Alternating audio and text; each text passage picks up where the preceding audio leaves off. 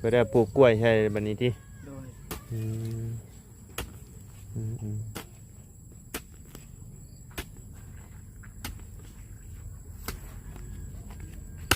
โอ้ย หากบ่มีดอกเพราะว่ามันเป็นสวน เอาเหนียว ส่วนเก้า เด้ ดอย เสาไม้แป้นแล้วก็ใบบุงกบ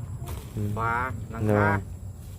ยังได้อยู่เนาะยังได้ย่างอยู่พี่น้องยังได้ยังขาดหลาย เริ่มต้นนะ เริ่มต้น แต่ว่าเริ่มต้นก็คือสิบ่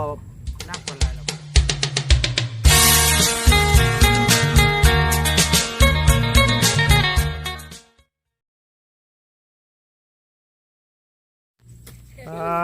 ไปเฮ็ดหยังมานี่ฮะ บ่เฮ็ดหยังมาทากับแป้งบ่โตพี่น้องเอ้ยรอได้นี่เนาะ ทานี่โอ้พี่น้องไผเลยไผเฮ็ดให้เจ้านี่ฮะโตพี่น้องเอ้ยถือขี่มองหมออ่ะอ้ายได้นี่เนาะบอกดื้อได้นี่เอาเนาะพี่น้องเอ้ยมื้อนี้กะหลังจากที่เข้าไปหาทางน้องไม้น้องทายเนาะพี่น้องเอ้ยกะเข้ามาหาทางน้องอาเจืองเพิ่นอีกก่อนจักเฮ็ดหยังค่อนกุ้มอยู่พุพี่น้องเอ้ยเอาก่อนอื่นก็กราบทักทายสบายดีเด้อเนาะพ่อแม่พี่น้อง FC เบิร์ดจุกุสู่คนเนาะบ่ว่าอยู่ในและต่างประเทศก็ยินดีต้อนรับกับสู่ซ่องมาไล่คือเก่าเนาะพี่น้องเอ้ยคุดสิปลูกหยังนี่น้องอาเจือง ปลูกผัก โดยสบายดีสบายดีเนาะอันนี้คือตามแดนนิดเลยป่ะนี่นะไปฮอดหันเนาะตามนักตามกกมันต้นไปเลยเนาะค่อยลงหันกันฮอดค่อยนั่นเลยบ่มองคุมผู้บ่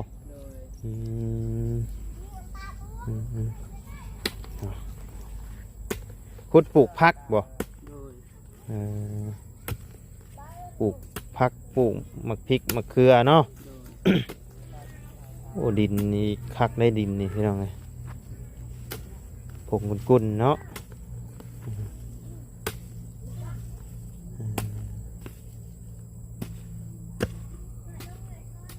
โบเป็นตะเมื่อยดอกมันนี่ ดินอ่อนคักกันดิชื่อเลขตัวไรมันนี่ บ่ได้ชื่อ บ่ได้ชื่อ อันเจ็บงวดเดียวรถหลับด้วยเนาะ เบาได้กับมืออันเล็กเพิ่งกะเจ็บนักได้เตอะพี่น้องเลย เสียงเบิ่งพี่น้องเลย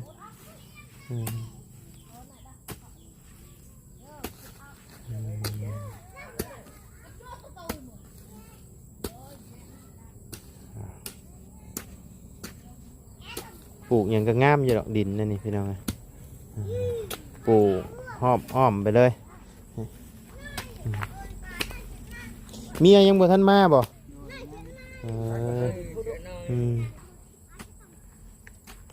ยังได้บ่เข้าให้ที่ไปพูดนะ ก็ยังน้อยอยู่ กะได้บ่มื้อนี้ บ่แล้ว บ่แล้วเนาะ อื่นบ่คือ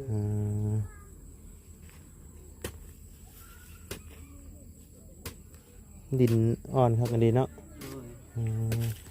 อันคือเขตไปนี่เป็นส่วนของน้องสอนเพิ่นบ่นี่นะตะกี้ดินตัวนี้ก็เป็นของน้องสอนบ่นี่นะ บ่ของเขา มันคืออยู่ตัดกลางกันนะนี่เนาะดิน ผู้หนึงเฮ็ดตำรางผู้หนึงเฮ็ด ตะกี้ดินนี่ฮะเพิ่นไม้เอาบ่ โดย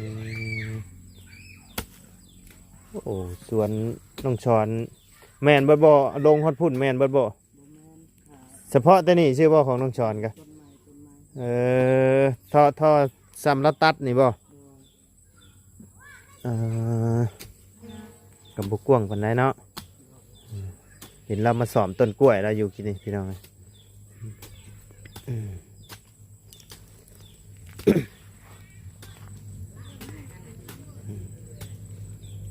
ไผจะเอาลูกจะ ลาบ หลาน โดย แม่นบ่อุ้มอยู่พู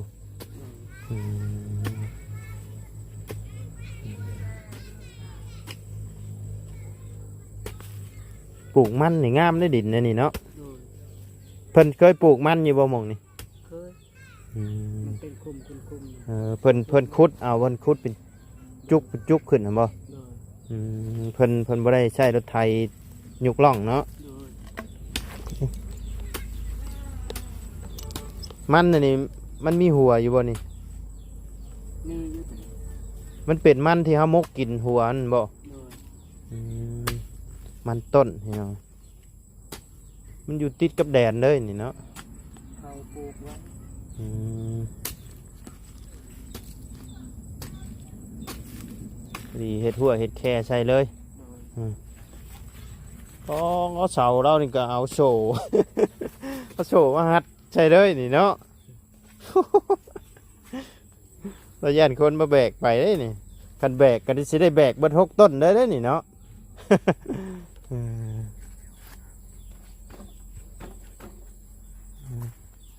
ตะปูตอกข้างไง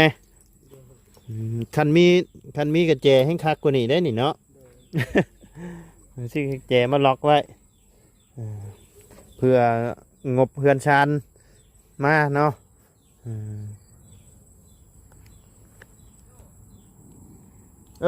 เบาเชียงอันเสานะเพิ่นบ่ามืออื่นเศร้าเด้อเพิ่นบ่า เช่าบ่ โดยเพิ่นบ่าคอยว่าไปส่งตอนแรกนี่ไล่บ่เพิ่นบ่าส่งก็ได้อยู่หากยันเล็กน้อยขึ้นเหยียบขึ้นหยังก็ยันมันหักเพิ่นบ่ามันยังบ่แห้งปานใดเพิ่นบ่าคันว่ามื้ออื่นน่ะร้อยเลยเพิ่นบ่า เที่ยงเนาะ โดยได้ยินเพิ่นว่าเพิ่นสิมาแต่เช้าได้เพิ่นมาช่วงเช้าเอากันนั่นก็เฮาลงไปเฮาก็บอกเพิ่นอีกทีก็ได้ เดี๋ยวสิไปแจ้งบอกเราอีก โดย เช้าเขายันมาหมด ยันมาบ่ทันเด้ จังหน่อยมาโดดมาวางแล้วเขาบ่ได้เบิ่งน้ำมันหักมันเพ แมนมันหัก ที่เฮาบ่ได้เด้เนาะ แมนมัน เบิ่งสองฝ่ายเด้ มันหักมันเพแบบว่าเฮาบ่ได้อยู่วะ บ่ได้ว่าคนอื่นเห็นหักบ่ได้เด้เนาะ แมน เฮาบ่ได้เบิ่งน้ำ แล้วว่าคันสิเอาไปเลยก็ได้อยู่หากเสี่ยงความเสี่ยงร้ายแล้วอะก็เลยว่ามื้ออื่นก็ได้วะ เดี๋ยวสิไปแจ้งบอกเรา โดยโดยโดย แต่เช้าอะไรก็บ่ไหวหรอก โอ้บ่ไหวหรอกสาวไม้สาวดินเนาะทางบ่เชียงเพิ่นก็ได้สั่งมาแล้วพี่น้องเอ้ยสุดเท่านี้บ่เฮ็ดชุด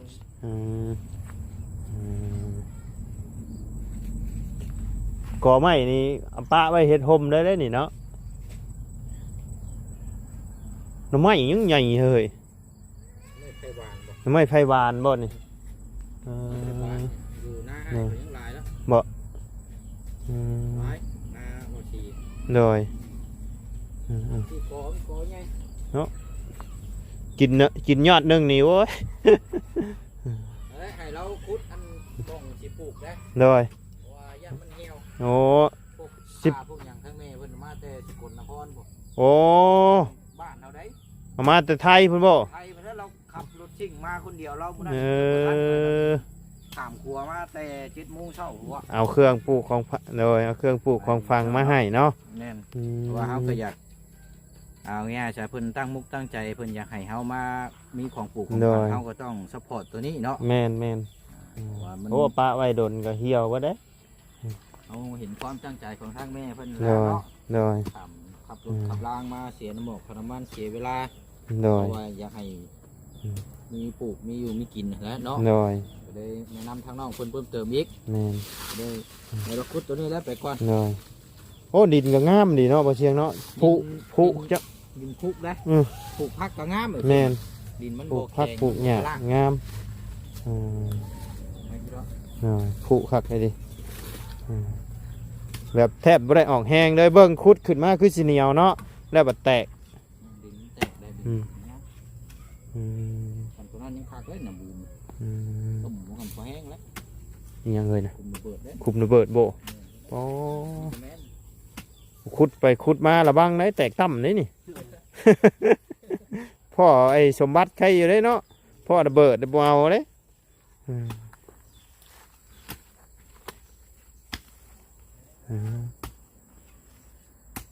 ค่อยตามนี่ปลูกข้าปลูกอย่างงามเลยค่อยๆทางนี้ค่อยคุมระเบิดนี่ ปลูกขา ปลูกคาเลยแถวนี้เนาะมันแห้งกับไผ่จูดเด้อใช่ดอกน้องอาเจืองเราเคยเห็ดหัวเห็ดชวนอยู่พี่น้องไงเราเห็ดเป็นบัตรยางอยู่ดอกเพราะว่าเห็ดหัวเห็ดชวนมาแต่น้อยเนาะบ่ยากบอกเพิ่นดอกพี่น้องเพิ่นเห็ดเป็นเบิดเอาไปเอามาน้องเพิ่นได้สิบอกเฮา เรื่องเห็ดหัวเห็ดชวนนี่พี่น้องแต่ว่าทางนี้นี่ดีอย่างเนาะอันแบบว่าเฮาเห็ดปลูกหันปลูกนี่เฮาบ่ได้เห็ดหัวพี่น้องปลูกปะเลยเนาะบ่ค่อยเห็ดหัวพี่น้อง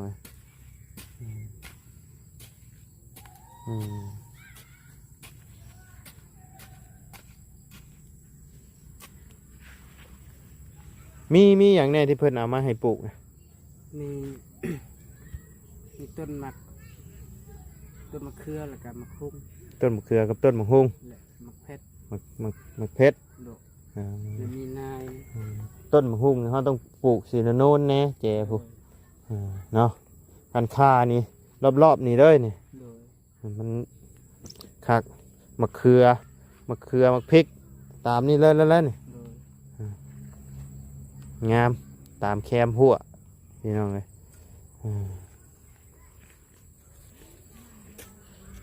ทางบ่เชียงมาแจ้งข่าวดีบ่ โดย เท่าไรนะ3,000 บาท 3,000 บาทเนาะ โดย 3,000 บาทพี่น้องเห็นไหม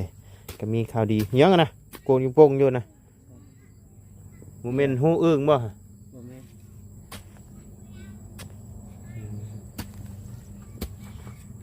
มียอดชมทบเข้ามาแล้วพี่น้องทางบ่อเสียงเนาะก็ดีอกดีใจน้ำน้องเพื่อนพี่น้องกับบางว่าสิมีข่าวดีเข้ามาเรื่อยๆทางน้องเพื่อนกับพี่น้องเลย คักบ่ปลูก ใช้เจ้าสิปลูกหยัง ปลูกคัก ปลูกพักบ่หมองนี่นะ พักน้ำแล้วก็มะเพชรนั่น คักแล้วดินเนี่ยนี่นะขุดไปกายดินเพิ่นเด้อเพิ่นให้นะ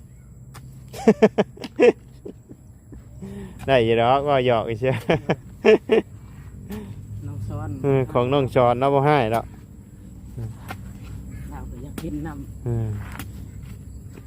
มาแล้วเจ้าเฮ็ดเฮือนแล้วนี่เรามา ขอ เรามาเผาสวนเรานี่ก็เราก็สิมานั่งอยู่เฮือนเจ้านี่แหละ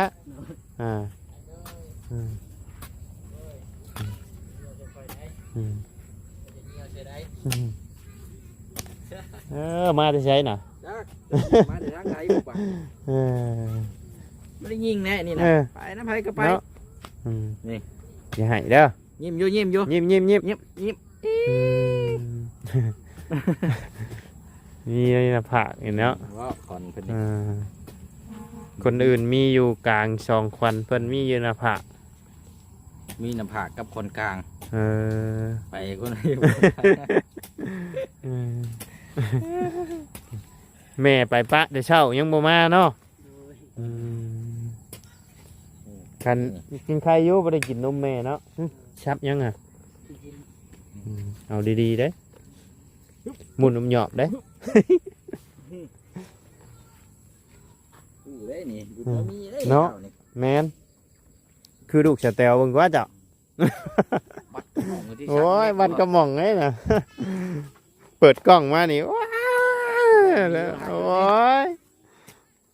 หนีบไม่ใช่ข้อเสือแม่แล้วนี่ว้ยบ่ได้ดอกให้โอกเลยอันนี้ยิ้มตลอด ยิ้มนี่นะคนบ่ขี้โอ่ง คือแม่หรือคือพ่อจ้ะปะเพราะว่าจะไปทั้งแม่เนาะ ไปทั้งแม่แล้ว ไปทั้งแม่ คุณไปลูกคือแม่นี่อันยังเกาะคนห้องพ่อหักแม่ร้ายเนาะ โดยแม่นบ่แม่นเนาะ แม่นแล้วเนาะเดี๋ยวเนาะ หมูหักจังได้เมียเมื่อพุ่นก็ยังเมื่อนำเนาะ แล้วได้สาทางอันอ้ายเจ้าเมียเพิ่นกลับมาแล้วบ่บ่มาเลยเนาะโอ้แล้วก็อุ้มลูกไอ้หวนอยู่หั่นนั่นแล้วก็เนาะโอ้ยพี่น้อง ยากแล้วเรา แต่อีโตนนะเนาะ ใส่น้องชายเอาให้เราไปเฮ็ดกินกล้วยกันเนี่ย มื้อนี้เราไปขึ้นกล้วยบ่มื้อนี้ ไปแก้ข้าว ไปแก้ข้าวอืมอืมอืม โอ้ยนะชมวิวธรรมชาติ บรรยากาศแดงยามแดงๆพี่น้องเลย เบิดเท่านี้ แต่เข้ามาตอนแรกๆนี่ข่อยเผาย่างออกเลย นี่คนกระลายนะ แม่น น้อยมาดิน อ่า อันนี้เขาว่าไปว่าค่อยสิเบิ่งก่อนคันว่าค่อยมีงบแล้วช่วงแรงๆค่อยสิสร้างความคุ้นเคยกับทางน้องๆเพิ่นก่อน โดย ก็ต้มขนมมานี่ โดย เอามาให้ทีนึงแล้วนี่มาได้แล้วบัดนี้นะ เออ เห็นรถนี่มานั่งท่าด้วยนะว่าเสียงดังอยู่เพื่อนน้องไม้น้องท่า ได้ พูดเอายิ้มมาเนาะ โดยบ่ข่อยมีอยู่มีไอ้ครึ่งหนึง โอ้ยบ่พอหรอ บ่ ก พอ ประมาณ50 คน บ่ก็เอาเท่านี้นี่แหละ พอแหละเดี๋ยวจังน้อยวันไล่บ่พอมันบ่เพียงพอกันบอกต่อดิสิเครียดกัน เครียดกันอีกติ เออ สิ ทัน สิ ไทยแล้วก็ละห้องอีก เราห้องคนมาเอาบ่ยาเด้อซะ ข่อยมีอยู่10อันหรือ20อันนี่แหละมีฮะ ย่าแหละเอาให้ เดี๋ยวให้น้องกับเจืองเมื่อต้มกินให้ผู้เดียวพ่อแหละซะ คันให้นี่เอิ้นมาเบ่เลยติ เลย อ่า แล้วมือเราก็บอกนั่น เออเอิ้นกันมาเอาสิแซวเลยติอ่า เบิ่งพอเจะเฮ็ดเวียกอยู่นะ ขุดมันมามุกเนาะ นอน ขุดเอาลูกมันน่ะ มีอยู่บ่มันน่ะมันแม่นมันต้นที่เฮามกกินอยู่บ่ แม่ แม่นบ่ ๆมีหัวบ่ มีหัวบ่มก มีหัวติ ยังบ่ทันมีเนาะเบิ่งกันปลูกเลิกสินะ อืม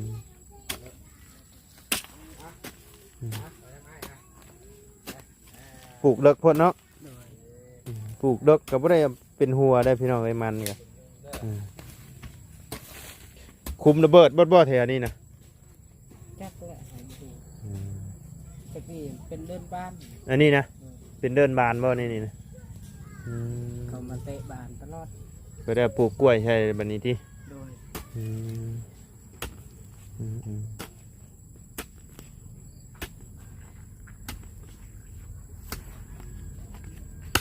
โอ้ย หากบ่มีดอกเพราะว่ามันเป็นสวนเก่าแล้วเนาะระเบิดกับเพิ่นคือสิเก็บเมียนเบิดแล้วล่ะเอาคักได้ ขี้หินบ่เออแตกต่ำมานี่ไงายทวนไผมันนี่นี่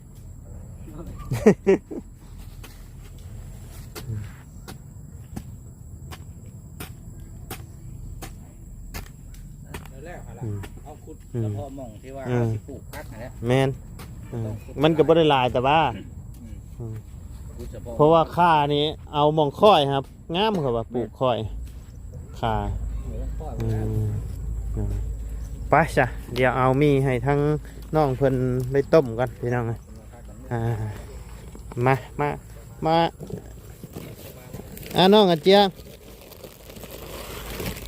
เอามีบ่มีถุงใช่ให้ครับเอา โดยใจ เลยจับ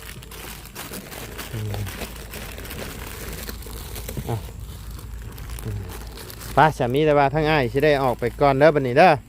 เลยเพื่อมื้ออื่นเช้าเพื่อสิเข้ามาใหม่พี่น้องเลยเลยเบิ่งน้ำกันอีกเท่านึงเรื่องซานน้องเพิ่นพี่น้องเลยกะ โอเคแล้วน้องเด้อ โดยกะดีอกดีใจน้ำเนาะทางบ่เสียงก็ได้มาแจ้งข่าวดีทั้งน้องเพิ่นสมทบอีก มีอยู่3,000 บาท 3,000 บาทเนาะโดยดีอกดีใจน้ำพี่น้อง ขั้นตอนต่อไป โดย จะเอาเป็นพวกไม้เส้นบ่ โด ได้ ยสมทบเฮ็ดซื้อไม้เบิดเนาะ แม่นเอาซื้อไม้ไปเลยบ่ อ๋ นี้ อ นะ โอเค คืออันเอาไม้เป็นพวกไม้เส้นก็ไม้แป้นไม้หยังหั่นแหละ โดย ว่าเป็นเสาเนี่ยเฮามีครบเลยเด้ โดย เป็นเสาไม้แป้นแล้วก็ใบบุงกบ อืม ฟ้าหลัง โด คาย ยังได้อยู่เนาะยังได้ย่างอยู่พี่น้องยังได้ยังขาดหลาย เริ่มต้นนะ เริ่มต้น แต่ว่าเริ่มต้นก็คือสิบ่นักปานไรหรอกเพราะว่าเดือนเรามัน4x6 โดย นะ อ่า แต่ว่าคือใหญ่คือเดือนของน้องไม้น้องท่าเนี่ยมัน ๆโอ้นักอยู่นักอยู่งบหวานปลายอยู่ ใหญ่ครับผมสู้โดน โดยแม่น เฉพาะทั้งช่องข่อยช่อยกับผมลายเราได้ โดย ที่ดินแน่เฉพาะไม้กับชาวปลายล้านนะว่า โดย ดินนั้นมี10ปลาย อ๋อ ประมาณ50-60ล้านอ่ะ ทั้งข่อยงบค่าช่างเฮือนน้องไม้ค่าช่าง หลายทางนั่นอย่างว่ากันเบิ่งน้ำกันนะพี่น้อง โด เนาะ ยเอ้าดีอกดีใจนำเนาะ โดย ตั้งใจ อืม บ่ได้เป็นคนขี้ข้านนั่นหรอกพี่น้องเนาะ โดย ตามมา โดย เพราะว่าเราก็เบิ่งลูกน้ำแล้วก็ โด เรีย ย กน้ำ แม่น เนาะก็นั่นแหละเนาะเป็นกำลังใจให้ติดตามเบิ่งกัน โดย ตามเนาะบ๊ายบายพี่น้อง โดยเจ้า ไป ไป กินข้าวก่อนครับ โดยหิวแล้วขอกัน ไป้าสับพี่น้องเลยสำหรับคลิปนี้ทั้งหมดไล่ก็จะได้ขอจบคลิปปิดคลิปลงไปเพียงสำนี้ก่อนเด้อพี่น้องเด้อเอาก็ฝากนำเด้อเนาะพี่น้องเด้อสำหรับเคสของน้องอาเจืองกับน้องฮังเพิ่นเนาะก็ฝากผู้ใหญ่ใจดี FC ผู้ที่มีใจบุญใจกุศลเนาะอยากสดจากซอยทั้งน้องเพิ่นเนาะก็สามารถติดต่อมาหาทางบ่อไล่หรือว่าทีมงานได้เนาะพี่น้องเลยก็ยินดีที่จะเป็นสะพานบุญให้เด้อเนาะพี่น้องเลยไปพี่น้องเลยสำหรับคลิปนี้ลำลาแล้วพี่น้องเลยก่อนอื่นก็ต้องขอบุญขอบคุณพ่อแม่พี่น้องและ FC เบิร์ดจุกุสุกคนเนาะที่เข้ามาติดตามและรับชมทั้งซ่องบ่อไล่เนาะและที่สำคัญก็คือผู้ใหญ่ใจดีและ FC เบิร์ดจุกุสุกคนเนาะที่เข้ามาเบิ่งคลิปโดยบ่ขามโฆษณาเนาะขอบุญขอบคุณหลายๆสำหรับคลิปนี้ไปแล้วพี่น้องสบายดี